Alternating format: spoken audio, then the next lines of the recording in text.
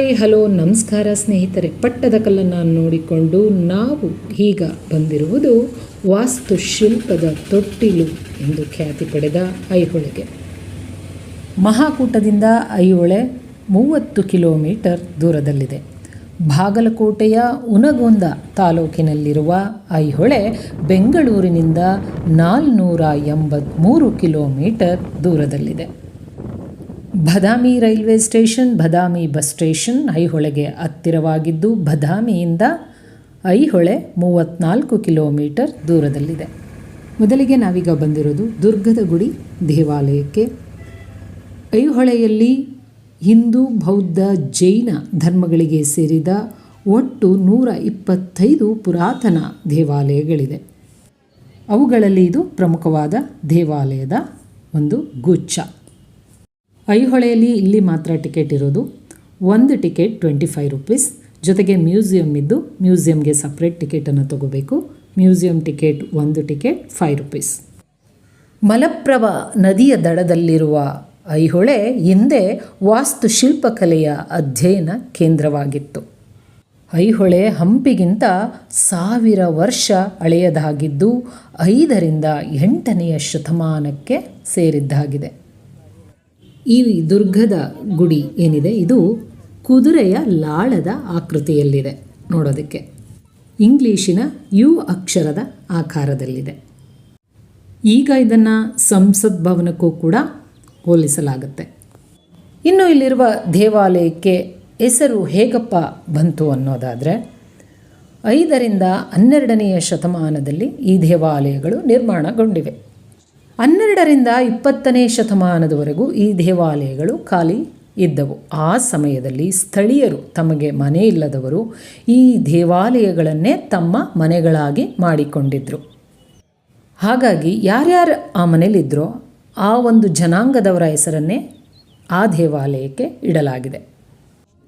ಇನ್ನು ಈ ದೇವಾಲಯಕ್ಕೆ ದುರ್ಗಾ ದೇವಾಲಯ ಅನ್ನೋ ಹೆಸರು ಹೇಗೆ ಬಂತು ಅನ್ನೋದಾದರೆ, ಚಾಲುಕ್ಯರು ದುರ್ಗಾ ದೇವಾಲಯ ಕಟ್ಟೋದಕ್ಕಿಂತ ಮುಂಚೆ ಒಂದು ಕೋಟೆಯನ್ನು ಕಟ್ತಾರೆ. ಆ ಕೋಟೆಯ ಪಕ್ಕದಲ್ಲಿ ಈ ಒಂದು ದೇವಾಲಯವನ್ನು ಕಟ್ತಾರೆ. ಆದ್ದರಿಂದ ಇದನ್ನು ದುರ್ಗದ ದೇವಾಲಯ ಅಂತ ಕರೀತಾರೆ. ಆದರೆ ಕಾಲಾನಂತರದಲ್ಲಿ ಇಲ್ಲಿಗೆ ಬರುವ ಸ್ಥಳೀಯರು, ಪ್ರವಾಸಿಗರು ಇದನ್ನು ದುರ್ಗಾ ದೇವಾಲಯ ಅಂತ ಕರೆದು ಇದು ದುರ್ಗಾ ದೇವಾಲಯ ಅಂತಲೇ ಹೆಸರುವಾಸಿಯಾಗಿದೆ. ಇತಿಹಾಸಕಾರರ ಪ್ರಕಾರ ಈ ದೇವಾಲಯ ಸೂರ್ಯನ ದೇವಾಲಯವಾಗಿದ್ದು 8ನೇ ಶತಮಾನಕ್ಕೆ ಸೇರಿತ್ತು. ಈ ದೇವಾಲಯದ ಗರ್ಭಗುಡಿಯಲ್ಲಿ ಯಾವುದೇ ಮೂರ್ತಿ ಇಲ್ಲ. ನಿಧಿಗಾಗಿ ಹುಡುಕಾಟ ನಡೆಸುವಾಗ ಆ ಮೂರ್ತಿಯನ್ನು ಎತ್ಕೊಂಡು ಹೋಗಿದ್ದಾರೋ ಅಥವಾ ಈ ದೇವಾಲಯದ ಮೇಲೆ ಆಕ್ರಮಣ ನಡೆದಾಗ ಎತ್ಕೊಂಡು ಹೋಗಿದ್ದಾರೋ ಅನ್ನುವುದರ ಬಗ್ಗೆ ಮಾಹಿತಿ ಇಲ್ಲ. ಇನ್ನು ಈ ಸ್ಥಳಕ್ಕೆ ಐಹೊಳೆ ಎಂಬ ಹೆಸರು ಹೇಗೆ ಬಂತು ಎನ್ನುವುದರ ಬಗ್ಗೆ ಒಂದು ದಂತಕಥೆ ಇದೆ.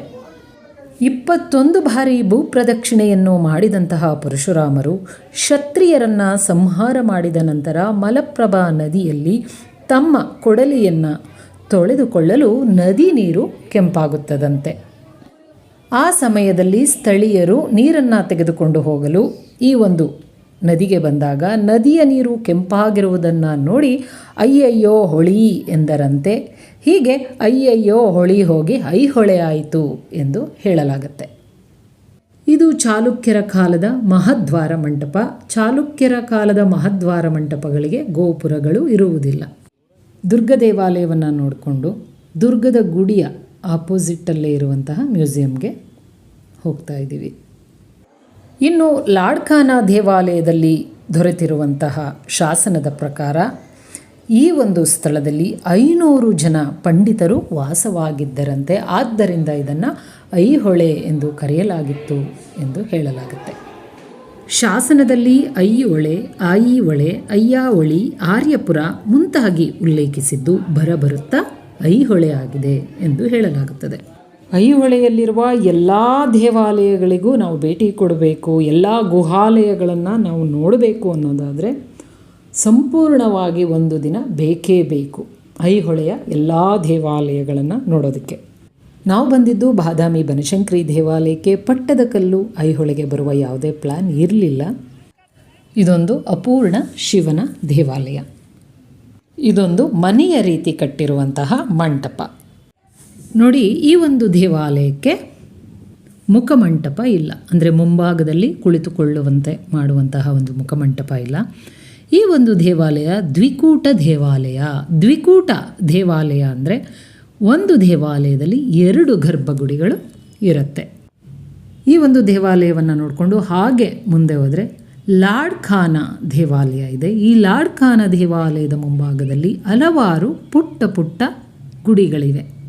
ಇನ್ನು ಈ ದೇವಾಲಯವನ್ನು ಲಾಡ್ಖಾನ ಅಂತ ಯಾಕೆ ಕರೀತಾರೆ ಅಂದರೆ, ಈ ಒಂದು ದೇವಾಲಯದಲ್ಲಿ ಲಾಡ್ಖಾನ ಎನ್ನುವ ಮುಸ್ಲಿಂ ಜನಾಂಗದವರು ವಾಸವಾಗಿದ್ದರಂತೆ.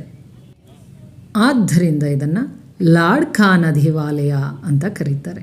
ಅಂದರೆ ಆ ಕಾಲದಲ್ಲಿ ಯಾವ ಯಾವ ಒಂದು ಗುಡಿಗಳಲ್ಲಿ ಯಾವ ಯಾವ ಜನಾಂಗದವರು ಯಾರು ವಾಸಿಸುತ್ತಿದ್ದರು ಅನ್ನೋದ್ರ ಮೇಲೆ ಆ ಗುಡಿಗೆ ಆ ಹೆಸರನ್ನು ಇಡಲಾಗಿದೆ. ಆದರೆ ಇನ್ನೂ ಕೂಡ ಚೇಂಜ್ ಮಾಡಿಲ್ಲ. ಲಾಡ್ಖಾನ ದೇವಾಲಯವನ್ನು ನೋಡ್ಕೊಂಡು ಹಾಗೆ ಮುಂದೆ ಬಂದರೆ ನಮಗೆ ಸಿಗೋದೆ ಗೌಡರ ಗುಡಿ. ಹಾಗೆ ಹೇಳಿದಾಗೆ ಇಲ್ಲಿ ಗೌಡ ಜನಾಂಗದವರು ವಾಸ ಮಾಡ್ತಿದ್ದಿರಬಹುದು. ಆದ್ದರಿಂದ ಇದಕ್ಕೆ ಗೌಡರ ಗುಡಿ ಎಂದು ಹೆಸರನ್ನು ಇಡಲಾಗಿದೆ. ಬೇರೆ ಪ್ಲೇಸ್ಗೆ ಹೋದಾಗ ಒಂದು ಪ್ಲೇಸ್ಗೆ ಹೋದರೆ 1 or 2 ಟೆಂಪಲ್ಸ್ನ ನಾವು ನೋಡ್ತೀವಿ. ಆದರೆ ಪಟ್ಟದಕಲ್ಲು ಐಹೊಳೆಗೆ ಬಂದರೆ 100 ದೇವಾಲಯಗಳನ್ನು ನೋಡಬಹುದು. ಮೊದಲೆಲ್ಲ ಶಿಲ್ಪಿಗಳು ದೇವಾಲಯವನ್ನು ಕಟ್ಟಬೇಕಾದ್ರೆ ಪುಟ್ಟದಾಗಿ ದೇವಾಲಯಗಳನ್ನು ಕಟ್ಟಿ ಒಂದು ಮಾಡೆಲ್ ರೀತಿ ಇಟ್ಕೊಂಡು ಆನಂತರ ದೊಡ್ಡ ದೇವಾಲಯಗಳನ್ನು ಕಟ್ತಾ ಇದ್ರಂತೆ. ಹಾಗಾಗಿ ಈ ಐಹೊಳೆಯ ಒಂದು ಸಂಕೀರ್ಣದಲ್ಲಿ ಹಲವಾರು ಪುಟ್ಟ ಪುಟ್ಟ ಗುಡಿಗಳನ್ನು ನೋಡಬಹುದು. ಈ ಒಂದು ಐಹೊಳೆಯ ದೇವಾಲಯಗಳ ಸಂಕೀರ್ಣದಲ್ಲಿ ದೇವಾಲಯಗಳ ಜೊತೆಗೆ ಕಲ್ಯಾಣಿಗಳನ್ನು ಕೂಡ ನಿರ್ಮಿಸಲಾಗಿದೆ. ಇಲ್ಲಿರುವ ಕಲ್ಯಾಣಿಗಳು ಕೂಡ ದೊಡ್ಡದಾಗಿ ನೋಡೋದಕ್ಕೆ ತುಂಬಾ ಚೆನ್ನಾಗಿವೆ. ದೇವಾಲಯಕ್ಕೆ ಬರೋರಿಗೆ ಕೈಕಾಲು ತೊಳ್ಕೊಳ್ಳೋದಕ್ಕೆ ಅನುಕೂಲ ಆಗಲಿ ಅಂತ ಈ ಕಲ್ಯಾಣಿಗಳನ್ನು ಕಟ್ಟಿರಬಹುದು. ಇದನ್ನು ಬಡಿಗೇರ ಗುಡಿ ಅಂತ ಕರೀತಾರೆ. ಬಡಿಗೇರ ಜನಾಂಗದವರು ಈ ಒಂದು ದೇವಾಲಯವನ್ನು ಮನೆಯ ಥರ ಮಾಡಿಕೊಂಡು ಇಲ್ಲಿ ವಾಸವಾಗಿದ್ದರಂತೆ.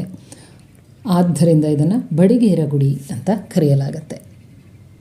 ಈ ದುರ್ಗ ದೇವಾಲಯ ಅಷ್ಟೇ ಅಲ್ಲದೆ ಐಹೊಳೆಯಲ್ಲಿ ಜೈನ ಗುಹಾಂತರ ದೇವಾಲಯಗಳು, ಬೌದ್ಧ ಗುಹಾಂತರ ದೇವಾಲಯಗಳು ಇದೆ.